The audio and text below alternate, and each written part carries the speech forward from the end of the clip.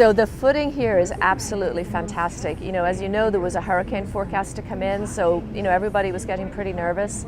I don't know how many inches of rain fell, but they had a fair amount of rain and there was standing water on Saturday. By Sunday, there wasn't a puddle to be seen on any of these arenas. They were absolutely in pristine condition. So the footing is absolutely fantastic as far as drainage and everything else goes. Super traction.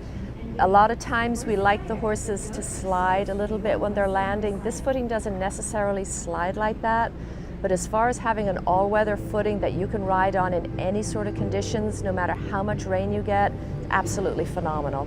You can't beat it, and it's why they're using this kind of footing at most of the international events. In the old days, a lot of times we'd have sand or grass, and if you got rain, you had puddles, and it was very, very, very slippery, and sometimes horses would fall down.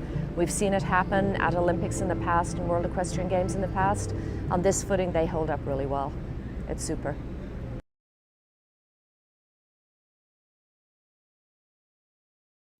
We usually try with the mechanics on the shoe. You don't want to have a shoe that has a really deep crease in it, say like a European fullered shoe. You want something that's a little bit wider and flatter with a shallower crease that's a little smooth so the horses can slide on top of the footing a little bit. And you'll see that a lot of these horses here, as opposed to wearing 10mm shoes, are wearing wider 8mm shoes. And there's also quite a lot of horses that are wearing pads and pores on all 4 feet, which is keeping them on top of the ground so there's not quite as much cup, and they're able to stay on top of the ground and just get that little bit of extra slide that they need so they're not jamming when they land. It's very important. And we can learn a lot from the way the Europeans shoe their horses. These horses are showing at very top levels. They're traveling all over the world to different venues. And we learn a lot by watching the styles of shoes they're using. And it seems like the wider, thinner shoes are doing a lot better on this footing as opposed to the slightly thicker, narrower shoes. They're working really well.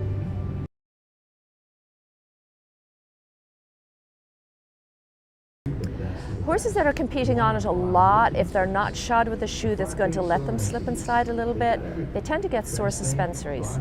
That's not to say that there's an injury to the suspensory, they're just fatigued. At the end of the day, they're just tired and sore. So, you may be doing more icing, a little more treatment like that for them. But, you got to weigh both sides. What's more important, keeping a horse upright, not falling down, not slipping, not slipping to the point they're falling down, or keeping a horse on footing that you can guarantee you're going to be able to ride on every day. So, it's, from what I've seen, just keeping a little bit of slide in those shoes, allowing that front end to slide just a little bit seems to make a huge difference.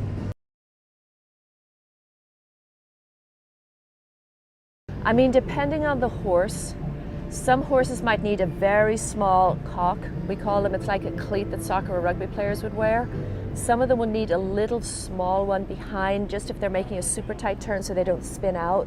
And again, it would depend on the horse. The rider would know when he sees, say, the jump off course, well, I've got to make a really tight turn there. My horse has a tendency to slide out a little bit when he makes a left turn.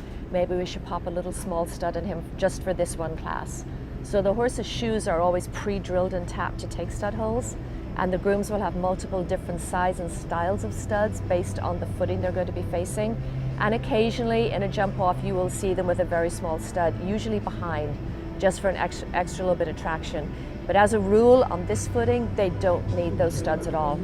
In the old days on sand and grass, they wore studs in all 4 feet all the time when they were jumping, but on this they don't need that, which is actually a good thing. So they don't get that extra jam that they can get when landing off a stud.